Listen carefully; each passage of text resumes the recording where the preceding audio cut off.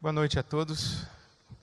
Dar boas-vindas a você que veio a esse nosso último encontro do Conheça a Sua Bíblia em 2011, nosso 8º encontro no ano. E queria convidar você a me acompanhar em oração para dedicarmos esses instantes a Deus, agradecermos o dia de trabalho, de atividades.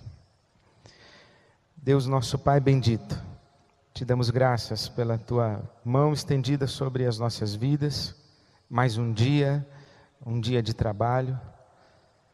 Te agradecemos a saúde, a provisão, o pão de cada dia.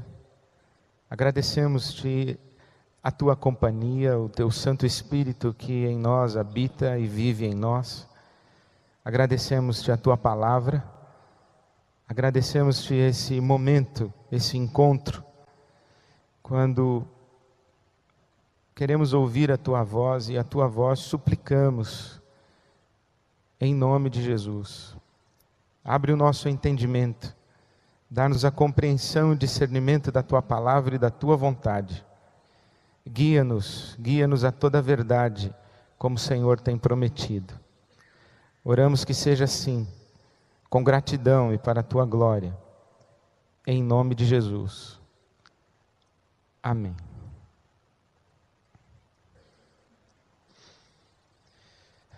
A minha escolha para este nosso último encontro foi de fazer uma síntese e tentar resumir para você a Bíblia Sagrada em 30 palavras ou em 30 expressões.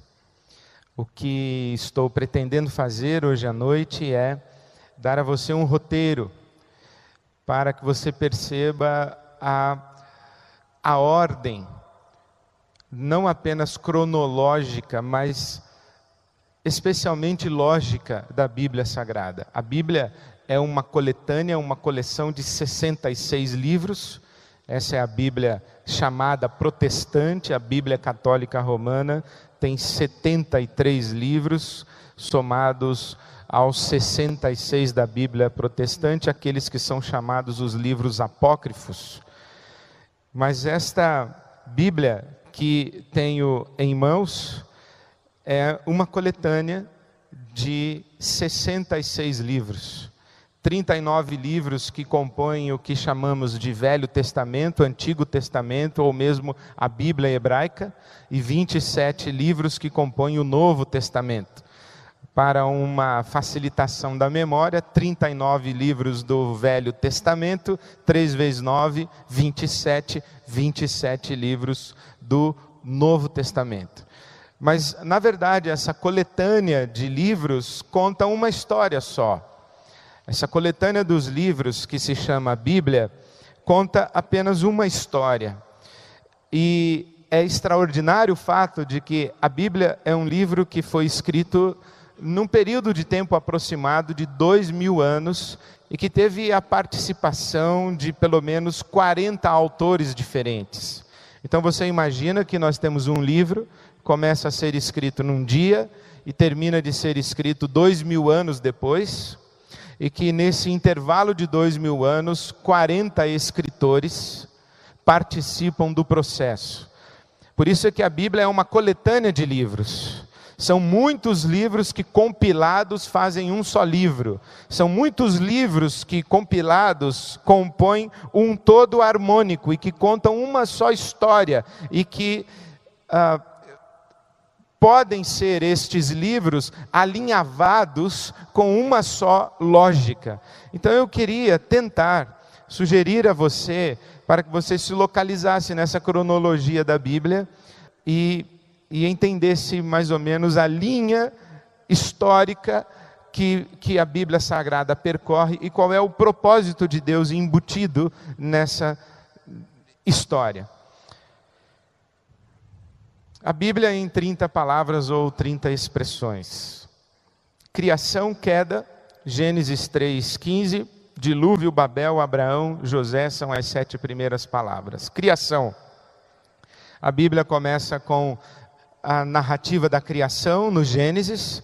No princípio criou Deus os céus e a terra era sem forma e não habitada, e Deus coloca ordem nesse caos e dá vida e da vida inteligente a esse caos. Registre-se, portanto, que a primeira expressão da Bíblia é no princípio Deus, de modo que a Bíblia não é um livro que se propõe a provar a existência de Deus, ela parte do princípio que Deus é pressuposto. Então ela não é um livro que a gente vai usar para provar a existência de Deus, ela não se propõe a isso. Na verdade, a Bíblia Sagrada está mais ocupada em revelar o caráter desse Deus que é pressuposto. O que na verdade é muito interessante, porque na história da humanidade, o ateísmo não apenas é uma realidade muito recente, mas acredito eu, inclusive, é muito inconsistente. Todos os povos, todas as culturas de todos os tempos sempre intuíram uma dimensão maior, uma realidade maior, a que damos o nome de espiritual, e sempre intuíram que esse mundo que habitamos e que conseguimos ver, ele é também habitado por espíritos e por deuses. Em todos os povos, em todas as culturas, em todas as épocas, a humanidade sempre intuiu que há seres superiores, há seres anteriores a ela própria, a humanidade, e a Bíblia Sagrada, portanto, se insere nesta intuição da humanidade, de muitos deuses, de muitas divindades, de muitos espíritos, e começa então a revelar um Deus, um espírito e um ser superior, revelar no sentido de dar a esse ser caráter, identidade e propósito para ela, a humanidade. Então a Bíblia começa com a criação, começa falando de um Deus criador. Esse Deus criador é a origem, é a fonte de todas as realidades, e de todas as realidades das quais Deus, o Criador, é a fonte, a mais sublime, evidentemente é o ser humano, que a Bíblia Sagrada vai dizer que foi o único criado à imagem e semelhança de Deus. Um Deus inteligente, um Deus pessoal, inteligente no sentido não de QI, mas de intelecção, ou de um Deus que tem entendimento, um Deus que tem vontade, um Deus que tem consciência, em outras palavras, um Deus que é uma pessoa. O Deus da Bíblia Sagrada não é uma força, Deus não é luz, não é verdade, nem mesmo é amor, Deus é uma pessoa. Então esse ser que chamamos de Deus, ele cria um ser à sua imagem, à sua semelhança, portanto um ser pessoal. Você é um ser pessoal, você tem consciência, autoconsciência, vontade, sentimentos, pensamentos, arbítrio. Então isso é uma pessoa. Esse Deus cria este ser, e a segunda palavra da Bíblia Sagrada na teologia vai ser a queda, que é o momento quando este ser criado à imagem e semelhança de Deus, ele assume a possibilidade de existir sem depender de Deus, o Criador.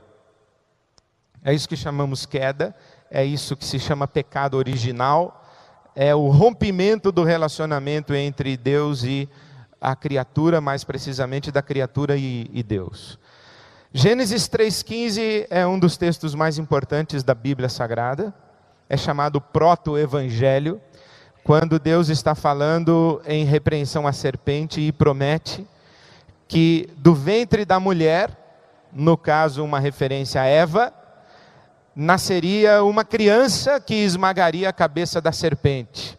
A serpente é o que nós vamos encontrar no restante da Bíblia Sagrada como a figura do diabo, como Lúcifer, um ser espiritual que se rebela contra Deus e que arrasta consigo também a humanidade para a mesma rebelião.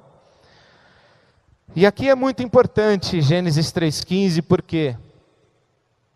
Porque a Bíblia Sagrada parte desse princípio de que há no universo criado por Deus uma rebelião contra Ele, Deus, o Criador.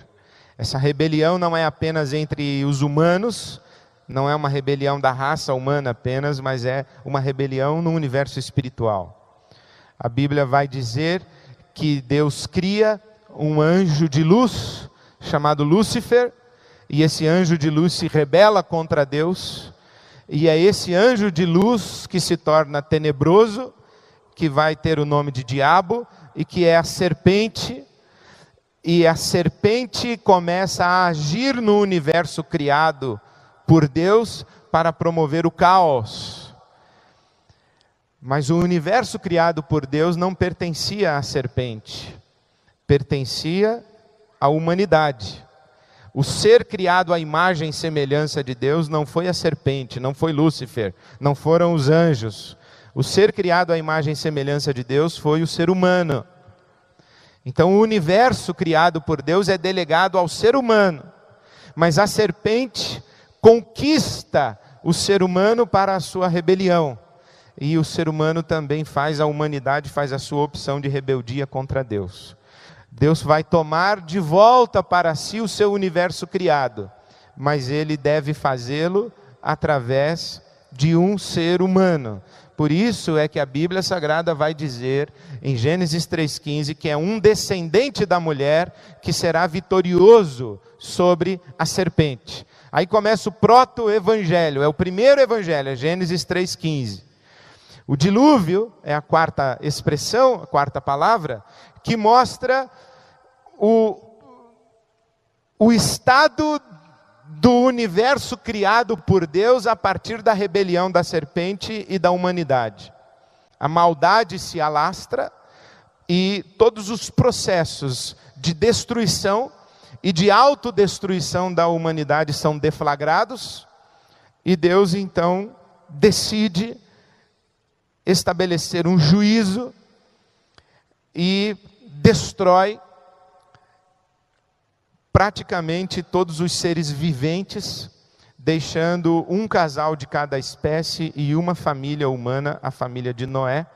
Então aqui temos o dilúvio, que demonstra que a maldade humana se torna insuportável até mesmo para Deus, e a partir daí, no dilúvio, cria-se ou surge ou nasce um conceito importantíssimo na Bíblia Sagrada, que é o conceito da medida da iniquidade. É quando Deus dá liberdade ao seu universo criado, mas há uma medida de rebelião que é tolerável até mesmo para Deus. E o dilúvio é um símbolo dos juízos de Deus na história. Deus não está omisso vendo a maldade espalhada pelo mundo. De quando em quando Deus interfere de maneira judicial e estabelece a sua disciplina e estabelece limites para a maldade. A maldade não tem carta branca no mundo. A maldade não tem carta branca no mundo. Por isso é que você pode ler Gênesis capítulo 15 e perceber que Deus diz assim: dos povos que cumpriram a medida da iniquidade que lhes era possível.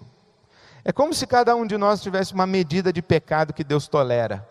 É mais ou menos isso, mas Deus está julgando as nações, os povos e o seu universo e estabelecendo limites para a rebelião, os rebeldes e a maldade que os rebeldes promovem. Isso está ali identificado no juízo. O dilúvio, uma vez que o mundo é destruído pela chuva, o momento seguinte é Babel. E em Babel, Nimrod começa a construir uma torre que alcance os céus. E essa torre que alcança os céus não é apenas uma referência de uma realidade concreta, de uma peça arquitetônica, mas senão também um símbolo de uma pretensão humana de ocupar e alcançar o lugar dos deuses. É o ser humano dizendo: eu vou construir uma torre que alcance os céus. É a partir daí que surge na Bíblia Sagrada o conceito de feitiçaria. A feitiçaria como esta pretensão humana de descobrir segredos de poderes e forças e realidades e dimensões espirituais, para, descobrindo os seus segredos, inclusive manipulá-las. É essa a simbologia da Torre de Babel. Eu vou descobrir, disse o ser humano, como funcionam os deuses. Eu vou descobrir como funcionam as forças espirituais que atuam no universo material. E eu descobrindo estas forças, essas energias, estes seres, eu descobrindo, desvendando os seus mistérios, eu consigo controlá-los e manipulá-los. Esse é o espírito da feitiçaria. O que é o feiticeiro? É um manipulador de poderes, energias e seres espirituais.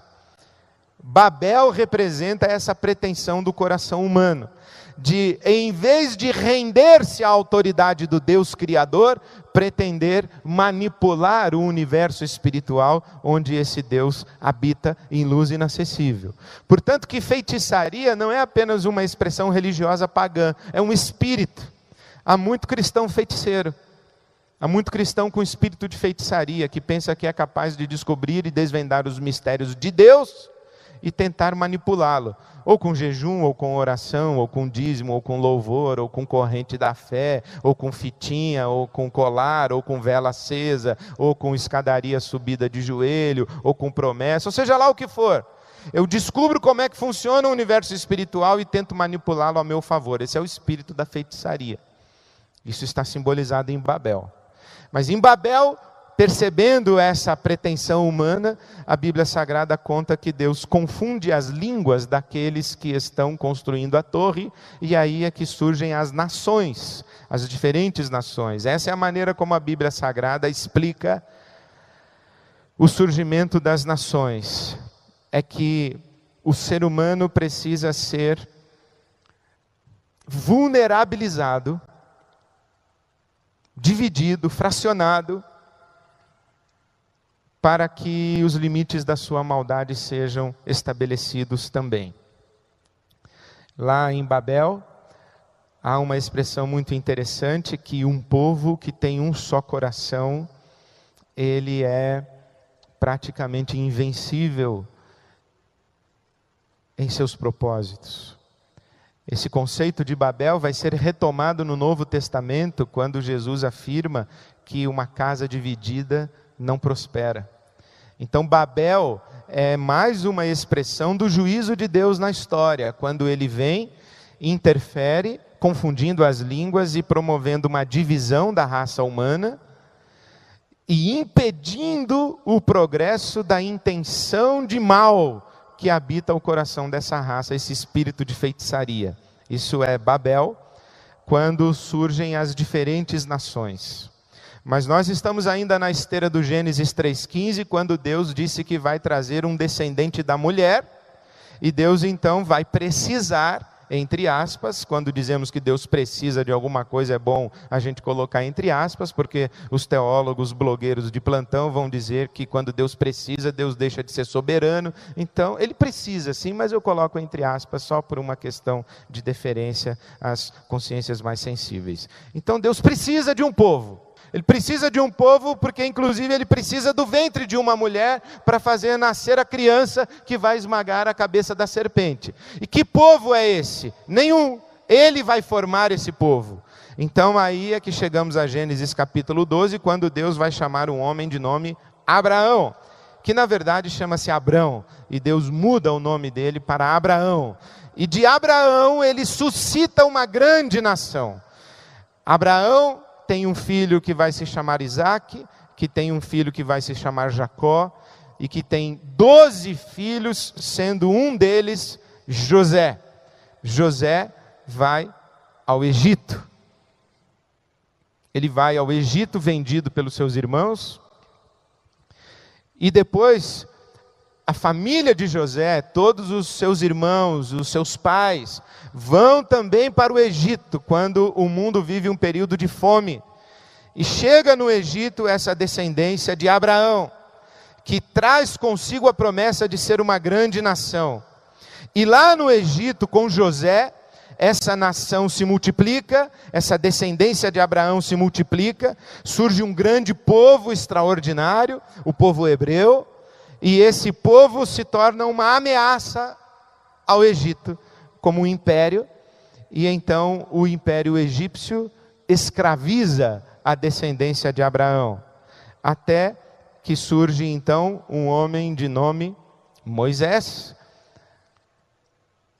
e que é usado por Deus para a libertação de Israel lá do Egito, quando chegamos ao Êxodo.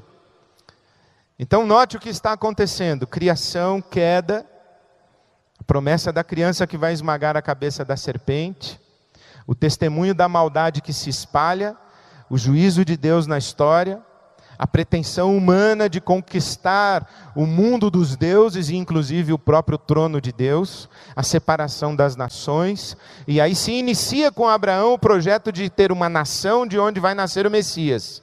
Israel, a descendência de Abraão, é o ventre do Messias. Essa nação, essa descendência de Abraão é o ventre do Messias. Só que esse ventre do Messias está escravizado no Egito. E por que está escravizado no Egito? Eu acho muito interessante que Deus faça isso. Um povo escravo é um povo que não tem identidade, ou que tem a sua identidade sob opressão. É um povo escravo, é um povo vulnerável, é um povo fragilizado, é um povo aviltado na sua dignidade, é um povo sem forças, é um povo sem capacidades, é um povo sem condição de reação. Até que Deus inspira o coração desse povo a uma reação e a um anseio de libertação, o que já faz com que surja um novo ingrediente nessa história que a Bíblia está contando. Porque até o dilúvio e até Babel, não existe no coração da humanidade um vestígio de dependência do divino. Mas quando Deus chama Abraão, suscita de Abraão uma descendência, e vai criando um povo, esse povo, ele vai sendo multiplicado e vai ganhando densidade como um povo escravizado. E esse povo escravizado, ele vai construir a sua identidade a partir de uma promessa aos seus antepassados, de que Deus nos fará uma nação próspera, poderosa e forte, iluminada, luz para todas as outras nações. Então esse povo já tem no seu coração algo que Babel não possuía. Tem uma relação de dependência com Deus. Babel tinha uma pretensão de domínio dos céus. O povo que está nascendo ali escravizado no Egito, já tem no coração um senso de dependência da promessa feita ao seu antepassado Abraão. E vai ganhar um ingrediente muito maior na sua identidade, que é a libertação no Êxodo. Quando Israel tem consciência de que só é livre da escravidão no Egito por causa do forte braço de Deus e da potente mão de Deus, que por intermédio de Moisés promove a libertação. Então Moisés é uma figura fundamental, é o libertador de Israel, é o homem usado por Deus para tirar o povo da escravidão, e essa expressão do Êxodo, essa expressão da libertação, e especialmente no Êxodo, a Páscoa judaica, do sangue do cordeiro que está nos umbrais das portas e janelas, é ali no Êxodo, é nessa libertação. A libertação de Israel custa a vida dos primogênitos do Egito, e a vida dos primogênitos do povo de Israel é poupada pelo sangue de um cordeiro, que é aspergido nas portas e janelas das casas do povo hebreu. A Páscoa acontece ali no Êxodo. Do Êxodo sai esse povo para uma terra prometida a Abraão, mas esse povo para no Sinai. O que é o Sinai? O Sinai é a lei, quando Deus dá a lei a Moisés e diz: olha, esse povo que começou escravo e que foi liberto por mim, agora eu vou dizer como é que esse povo vai viver quando entrar na terra que eu prometi a Abraão. Quando esse povo se tornar uma nação, eu vou dizer como esse povo vai viver. A lei no Sinai, a lei de Moisés, tem conotação ética, política e religiosa. Deus ensina como ele deve ser adorado, é a dimensão religiosa e cerimonial da lei. Deus ensina como este povo deve viver em sociedade, é a dimensão ética, e Deus ensina como esse povo deve se organizar enquanto nação-estado, é a dimensão política. Isso está na lei de Moisés. Para entrar na terra de Canaã prometida por Deus a Abraão, Moisés morre e há um general chamado Josué que conquista a terra de Canaã e divide a terra em 11 partes, porque lembra-se que Jacó teve 12 filhos, um deles foi José. Dos 12 filhos de Jacó surgem as 12 tribos de Israel. As 12 tribos de Israel ocupam essa terra, chamada Terra Prometida, e a terra está dividida em 11 pedaços geográficos, porque a tribo de Levi não vai cultivar a terra, porque vai cuidar das relações espirituais, ou na verdade da dimensão religiosa desse Estado-nação Israel. Então surge o período dos juízes. Israel não tem um rei, Israel é governada pelos juízes. Só que Israel pede um rei. Então surge o período, Israel está na terra de Canaã. Por que Israel está na terra de Canaã? Formando-se como nação. Porque Israel é essa nação ventre. Tem no ventre quem? O Messias. Quem é o Messias? É a criança que vai esmagar a cabeça da serpente. Tá certo? Então Israel está lá em Canaã. É o período do Reino Unido, em que Israel tem 3 reis no período de Reino Unido. Alguém se lembra? Primeiro rei, Saul. Segundo, Davi. O terceiro, Salomão. Quanto tempo cada um reinou? 40 anos cada um, 120 anos de Reino Unido. Davi é a figura fundamental do Reino Unido, tanto é que Jesus entra em Jerusalém, aclamado como filho de Davi. É Davi quem recebe a promessa de um reino que não terá fim, um reino eterno. É Davi.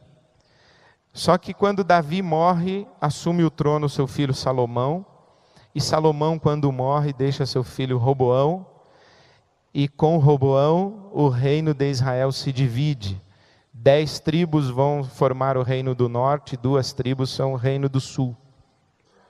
Então essas 2 tribos agora ganham o nome de Judá, e a capital é Jerusalém. A partir da divisão do reino, há profetas que falam para o reino do norte, Israel, capital Samaria. Mas a história de Deus vai seguir o curso com o reino do sul, Judá, capital Jerusalém. É esse povo que traz no ventre o Messias, que ouve o anúncio dos profetas. Então quem são os profetas? São aqueles homens que falam a descendência de Abraão já dividida em reino do norte e reino do sul. Então tem profetas para o norte, profetas para o sul. E os profetas falam que essa nação tem que se manter pura para trazer o Messias. A nação não ouve, então há o exílio na Babilônia. O reino do sul, reino do norte esquece. O reino do sul é levado cativo para a Babilônia e passa na Babilônia 70 anos de cativeiro. Volta para Jerusalém. Nesta expressão 18, Jerusalém, 3 nomes são muito importantes: Neemias, Esdras e Zorobabel. O que faz Neemias? Reconstrói os muros de Jerusalém. O que faz Esdras? Traz da Babilônia o povo de volta para Jerusalém e faz uma reforma religiosa e uma repactuação do Sinai com esse povo. E Zorobabel, o que faz? Reconstrói o templo que fora construído por Salomão. Depois que Israel, na verdade, que o reino do sul, chamado Judá, volta do exílio para Jerusalém e se estabelece novamente na chamada Terra Prometida, entramos num período de 400 anos de silêncio, que são representados na sua Bíblia por estas páginas em branco entre o Velho e o Novo Testamento. Você vai encontrar 4 páginas em branco que representam 400 anos de silêncio, quando Israel não recebeu a profecia de nenhum profeta e Deus ficou absolutamente calado, até que surge na história o Império Romano.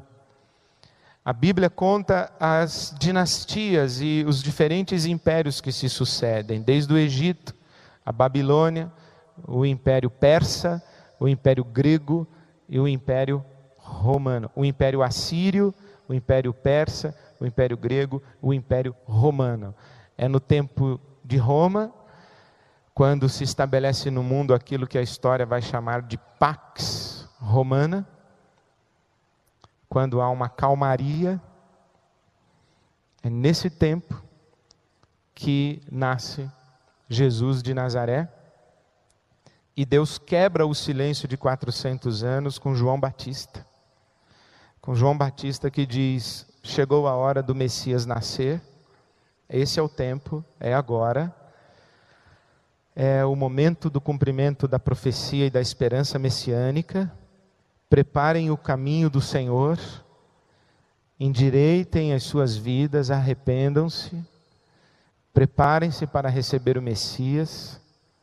É por isso que João Batista é chamado por Jesus de o maior de todos os homens.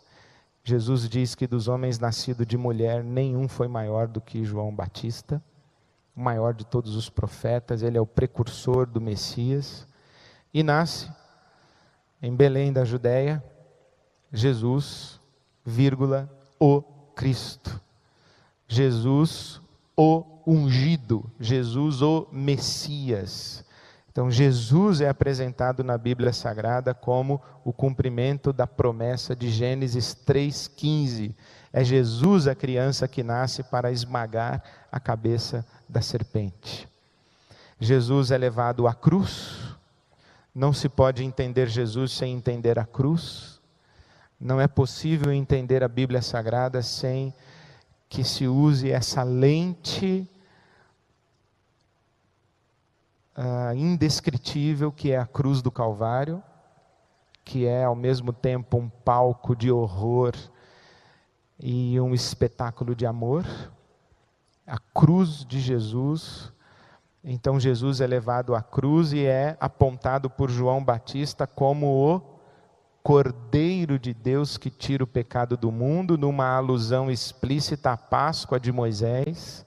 Assim como Moisés foi o libertador político, agora estava presente um libertador e um outro cordeiro que derramaria o seu sangue pela vida. E então Jesus morre, ressurreição, ele ressuscita dentre os mortos. E a ressurreição de Jesus é importante porque a Bíblia Sagrada vai construir uma compreensão de que o salário do pecado é a morte.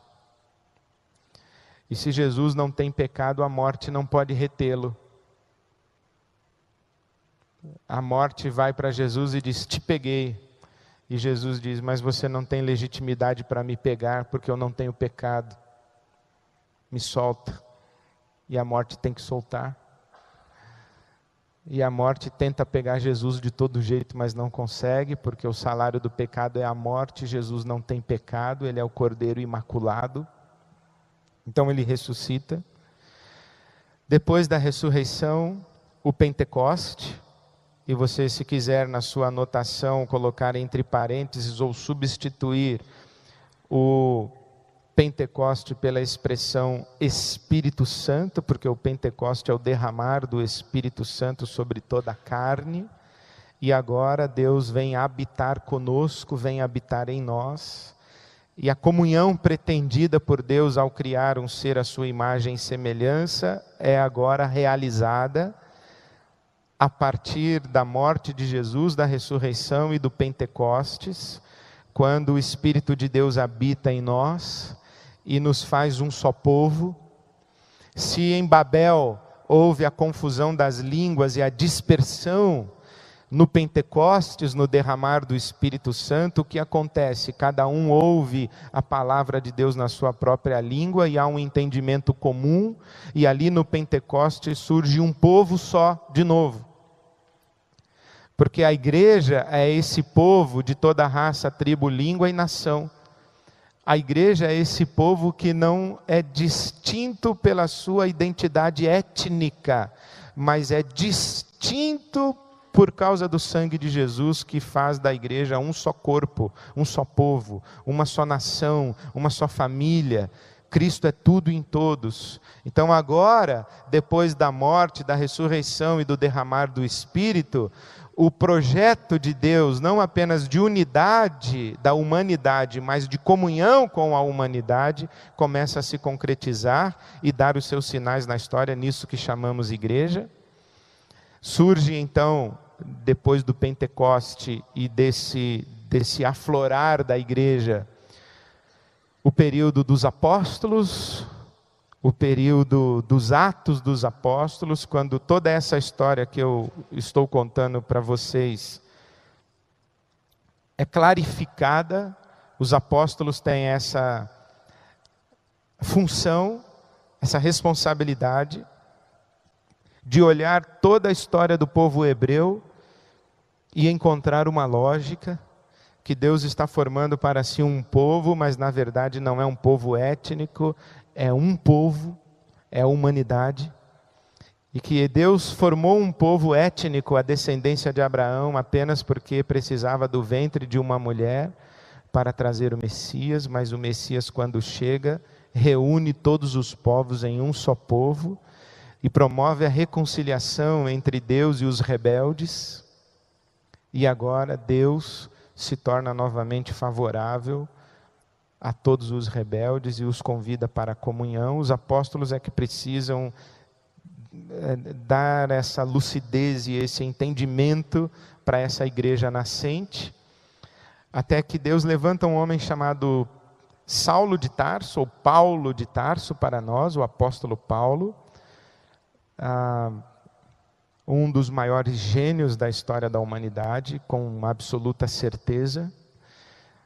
É Paulo de Tarso quem faz a síntese de toda a tradição de Moisés e de um povo, o povo hebreu, a descendência de Abraão. Faz a síntese da tradição de Moisés com a filosofia grega e com o Império Romano e o direito romano. É na cabeça de Paulo que 3 grandes civilizações são sintetizadas numa história só e num conceito só. E então Paulo de Tarso é conhecido como o maior teórico da fé cristã, né? E é Paulo de Tarso quem vai ser usado por Deus para a difusão do Evangelho. E o livro de Atos dos Apóstolos conta que o apóstolo Paulo fez 3 grandes viagens missionárias, e nas 3 grandes viagens missionárias que fez, ele plantou igrejas e espalhou a mensagem de Jesus. E o que nós chamamos de Novo Testamento são os escritos apostólicos a estas igrejas que foram organizadas nas viagens missionárias e na expansão do testemunho de Jesus. Essa é a Bíblia, essa é a história. Talvez o 31 fosse novo céu e nova terra, que é o que nós esperamos, e que a Bíblia aponta como a nossa grande esperança chamada escatológica, ou do fim do mundo. Mas o que eu gostaria de deixar como síntese das sínteses é: Deus cria a humanidade para uma relação de comunhão e de intimidade com a humanidade, que para existir só pode existir em comunhão com Ele, Criador. Então vamos seguir um raciocínio simples. Deus, se você perguntar na Avenida Paulista, agora, sair para fazer uma pesquisa, Deus é? O que você acha que alguém vai completar a frase? Deus é? Não, isso aí se o cara for evangélico. Deus é amor. Mas se ele for um religioso comum, ou um espiritualista, ou um circunstante, ele vai dizer: Deus é tudo. Deus é tudo. Então vamos tomar como correto que Deus é tudo. Esse Deus que é tudo, Ele cria. E cria um ser à sua imagem e semelhança para viver em comunhão com esse ser. Mas esse ser se rebela contra ele. Quando você se rebela contra o tudo, você cai aonde? Cai no nada. Você se rebela contra o tudo, você cai no nada. Digamos assim, que o ser humano fale para Deus: eu quero viver fora de você. Aí Deus diz assim: não existe fora de mim, eu sou tudo, não existe fora. Bom, então eu vou ficar de mal com você, eu vou ser rebelde contra você, eu vou te odiar, eu vou te detestar, eu vou tentar pegar o seu lugar. E Deus fala: você não vai conseguir nunca, você só vai conseguir se destruir, você se rebelando contra mim, você vai conseguir só fazer o mal contra você mesmo e espalhar o mal e o caos no mundo que eu criei. Bom, e é isso que a gente faz. Mas esse mundo que ele criou, ele deu para quem? Ele deu para nós, seres humanos, não deu para os anjos. E a comunhão que Deus quer ter com o ser criado à sua imagem e semelhança é com você e comigo, é com a humanidade. Os anjos não foram criados à imagem e semelhança de Deus. Bom, o que é que Deus precisa fazer? Deus precisa estancar o mal que está espalhado no seu universo. Para estancar o mal espalhado no seu universo, quem espalhou o mal no universo de Deus? Nós, os seres humanos que nos rebelamos contra ele. E quem é que pode estancar o mal? Somente nós, os seres humanos. Então, se há um rebelde no mundo de Deus, se há um filho rebelde chamado Adão, tem que ter um filho que não seja rebelde e que vai se chamar Jesus. Então, o que é a Bíblia? A Bíblia é essa história de como o filho se rebelou e como Deus teve um outro filho que não se rebelou e que conquistou de volta o mundo de Deus para Deus. A Bíblia é essa história. A Bíblia é a história de um Deus criador que quer ter comunhão com a sua criatura, criada à sua imagem e à sua semelhança. E Deus está convivendo o tempo todo com essa criatura rebelde, tentando dizer a ela: não se rebele contra mim, porque se você se rebela contra mim, você vai colher o nada. E na sua condição, já que o nada não existe, você só vai colher a sua destruição, a sua autodestruição. Renda-se ao meu amor, não seja rebelde contra mim. Não seja como Adão, seja como Jesus, o Cristo. E vive em comunhão comigo para que o meu Espírito habite em você do mesmo jeito que habitou no Cristo. Então essa é a história da Bíblia Sagrada. Então quando você lê a saga bíblica, você consegue sim resumir nessa expressão do evangelista João: Deus é amor. Cria por amor, mantém a criação em rebeldia por amor, mantém a criação rebelde, não destrói porque ama essa criação, e se sacrifica e se doa e aceita ser cuspido na cara pelo rebelde porque ama o rebelde, e aceita de volta o rebelde depois de ter cuspido na cara dele, porque ama o rebelde. Então a Bíblia Sagrada é essa história de amor. Deus criando um ser à sua imagem e semelhança e desejando viver em unidade e comunhão com Ele por toda a eternidade. Termino com a citação do Catecismo de Westminster, escrito pelos cristãos na Inglaterra no século XVII. Quando dizem assim: qual é a finalidade suprema da vida humana? E a resposta é: a finalidade suprema da vida humana é alegrar-se em Deus e glorificá-lo por toda a eternidade. A finalidade suprema de toda a vida humana é alegrar-se em Deus e glorificá-lo por toda a eternidade. A melhor síntese disso que eu encontrei foi de um teólogo norte-americano, nosso contemporâneo, chamado John Piper, que diz que nós glorificamos a Deus quando nos alegramos nele. E quanto mais nos alegramos nele, mais glorificamos o seu nome. Por isso é que a finalidade da vida é essa: é ser um filho não rebelde como Adão, é ser um filho como Jesus. A comunhão com o Criador é a nossa única possibilidade de definição de vida, de alegria e de felicidade. A Bíblia é uma grande história de amor. Que Deus nos abençoe. Amém.